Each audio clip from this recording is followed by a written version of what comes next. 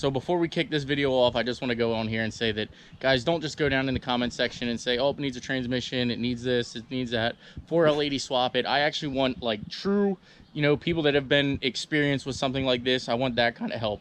I don't want just the guys that say, hey, you know, just junk it, it's a piece of junk 4L60, blah, blah, blah. I want to know if anybody can actually help me diagnose this. So make sure you watch the entire video from the beginning to the end. Pick up every single symptom. We go on a test drive. I have a scanner that I can shift with. Like I go through a lot of actual detail here, and you know, somebody that's experienced in a 4L60 or in these years transmissions, I just want your help. So yes, if I do need a transmission, I'll put a 4L80 in it more than likely and just move on. But I want you guys' honest opinion. It's just a shift solenoid. I don't know, and that's where I'm asking for you guys. So let's go ahead. I'll go kick the footage off for it today, and let me know what you guys' honest opinion is. Good morning, boys and girls, and welcome back to the channel.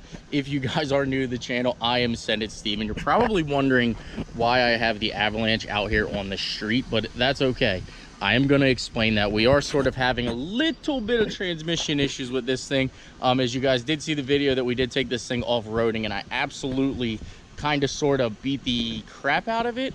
I kind of sort of snapped the front differential. Well, I snapped the axle, then I snapped off the front differential. So if you didn't see those videos, definitely check them out. But now suddenly today, I ended up running to get the kids and run some errands and things like that. And the transmission hot temperature light came on, and I completely lost overdrive. So of course, I called my buddy. I said, hey, can I borrow your scanner real quick? So when I plugged this thing in at his place, it still said transmission hot, and it was at like 221 degrees. So yes, it is hot. I believe the temp actually kicks on at like 217. So it wasn't crazy hot, but it was definitely a lot hotter. As you can tell now, it's down to about 190. Coolant temp sits perfect at like 194. But the trans temp has been sitting here running for probably, I'd say about 15 minutes now. I kind of let it sit here because I wanted to double check fluid and everything like that. The fluid does appear to be in really good shape. I'm not saying that it's not in time. I'm not saying that it's not in need of being changed, or, you know, the transmission probably has never been serviced. Sorry, I'm trying to get the hood open here. But we'll go up here. I'll show you guys. I'll check the oil in front of you guys so you guys can see. It definitely does kind of sort of smell a little burnt-ish. You'll be able to, well, you won't be able to smell it. That's one thing I wish you could do with YouTube. I wish I could like pass on the scents to you guys. But we'll come up here, we'll clean off the old dipstick here. She's definitely a little warm in here. I cannot lie about that. I put my knee on the radiator support and it's freaking on fire. But here you go. We'll go ahead and check the dipstick. No, you don't have to flip that, but I kind of like to flip it. This gives me a little reassurance. And you can see, I'm not sure how well you guys can see that there, but it is maybe a half a quart low. It's not too terribly crazy low, but it's definitely a little bit low.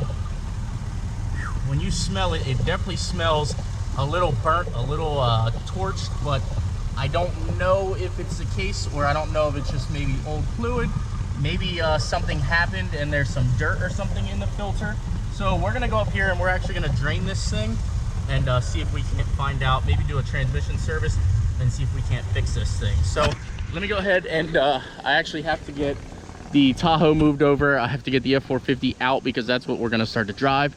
But I wanna get the trailer over, Tahoe over, 450 out, and then we're gonna put the Avalanche up there so that we can drain this fluid. So let me go ahead and start moving stuff around here. We are obviously gonna use the Avalanche to tow the trailer, tow the Tahoe over where we need it to be. But let's get everything done here real quick.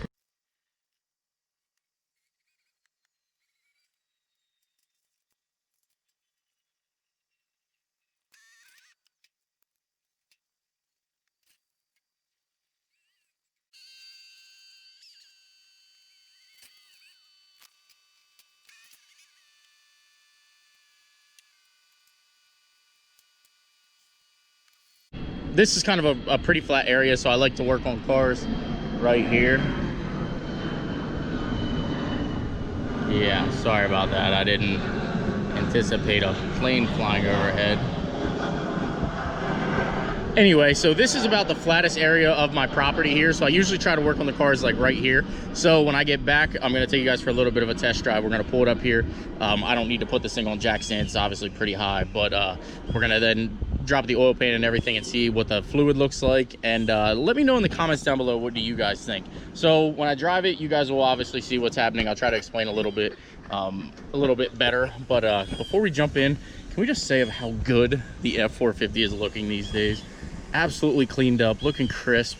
Oh, I love this truck. So glad it's back. It's been pinned back there for like 3 days. That's honestly why I haven't been driving it. But let's go for a little drive here, and I'll show you guys what it's doing. I guess so that you guys can see, I should probably wipe off all the dirt and debris that's going on in here. As you guys can tell too, this thing does not have an engine light or anything. This thing has 0 lights on actually. So you guys say that I never finish a project. This is a project that was actually completed, guys. This thing had an engine light, brake lights. I think it even had an airbag light on also when I got it. So all right, let's take this thing out for a drive and I'll show you guys what it's doing.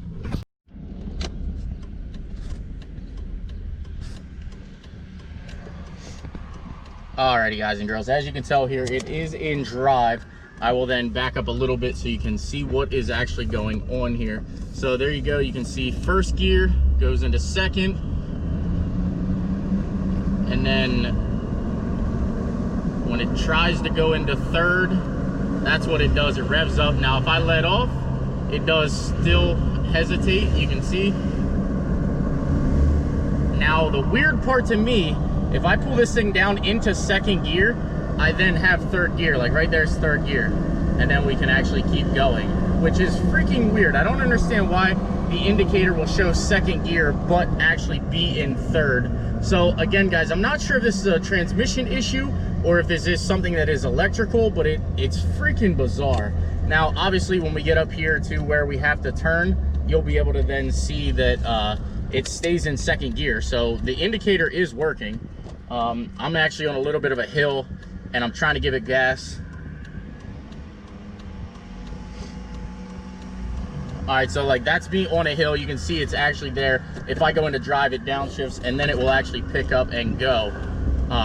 So I'm not really sure, guys. I actually never tried it in third to see if it'll go into third. Let's give that a shot. No, it actually will not. You can tell like it just revs up almost as if it doesn't have enough fluid, but like you said, or like I showed you guys, it has plenty of fluid. As soon as I drop it down into second, I then pick up third gear and I can run it, you know, the whole way up to max out third gear. It's freaking weird, guys. I definitely need you guys' expert opinion. I am gonna get back to the house still and pull the fluid. Maybe it's something that I'll be able to see readily easily, or maybe a fluid change will take care of it. But again guys, I'm not really sure, and I'm kind of asking you guys for your expert opinion on this one. This is what social media is all about, asking for help when you need help. So let me get turned around here. We'll get back to the house, and you can see too the trans temp doesn't get hot, so it's not a trans temp issue. We've been running down the road for, I don't know, I'd say at least 10 minutes. If it was a trans temp issue, that'd be through the roof by now. But let me know what you guys think down in the comments down below. I'm gonna get back to the house here and change the fluid. All right, so I actually forgot that this thing does have a shift thing on here. So here you can see it'll go into second gear. When I click second, it shifts to second gear there. I can then go back in, shift to third, and that's where it begins to flare. Now when I go down here, shift to fourth, it shifts to fourth gear. So I'm not really sure, guys. Let me know in the comments down below. I forgot that feature was actually in this scanner here, but you can see it's actually in fourth gear, so it would appear as if third gear is my trouble gear. So if it's just a shift solenoid, guys, let me know. I'll get a shift solenoid and toss in it. But yeah, I'm not really sure. Maybe it's time for a new transmission. It indicates there that we are in fourth gear, so let's see what happens when I go to third. Yeah, it indicates third, and it's super sloppy gear. All right, let's get back to the house.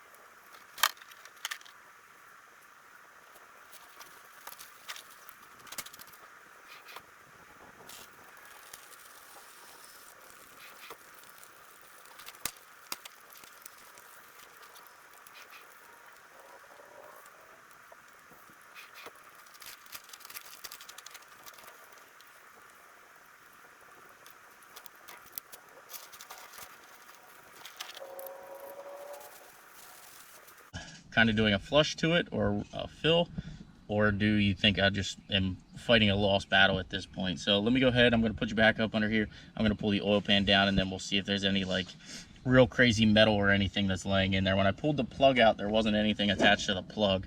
I mean, this just smells super, super burnt. So if we do have to put a transmission in this thing, we are going to end up putting a bigger transmission cooler in this thing too, because I sort of want this thing to last.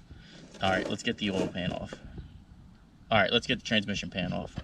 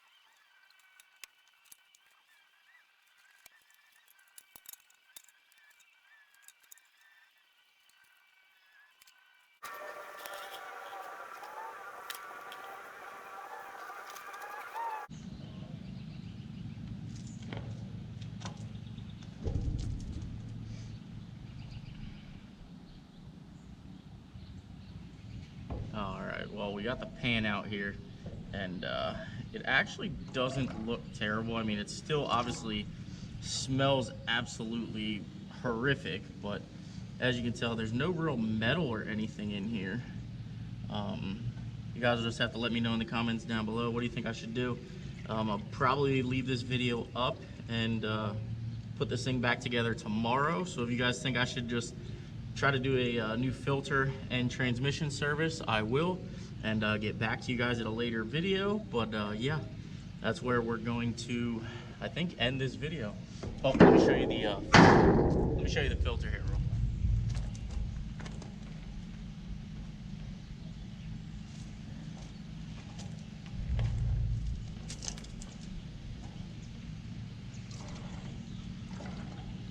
That really stinks. So the filter is like really, really sludgy. And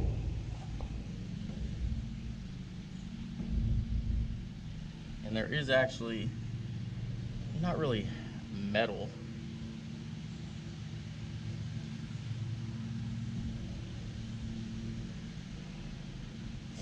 The filter pretty much looks normal. I don't see anything crazy. Like, there's no big chunks of metal or anything in here. I kind of want to break it apart, but I really don't actually want to because I don't feel like getting any more messy. But as you can tell here, let me wipe my hand off here so I'm not grabbing my GoPro all oily. That is actually the fluid that came out of there. It's not crazy. You can see some sort of like shiny, like not metal, but I mean wear and tear in there. But who knows, maybe a new filter will do it. Maybe I'll just go ahead and get a new filter and toss back in here and see if that takes care of itself. But this is where I am going to go ahead and end the video. Let me know down in the description again, or down in the comments again, whether or not you guys think I'm wasting my time by doing a trans service, or if it's just time to put a transmission in the old Avalanche here. But there you guys have it again. Not to say that you like this kind of content, but sort of a little how-to. If you guys like it, smash the like button. Please subscribe. I'll see you in the next one. Take care, guys.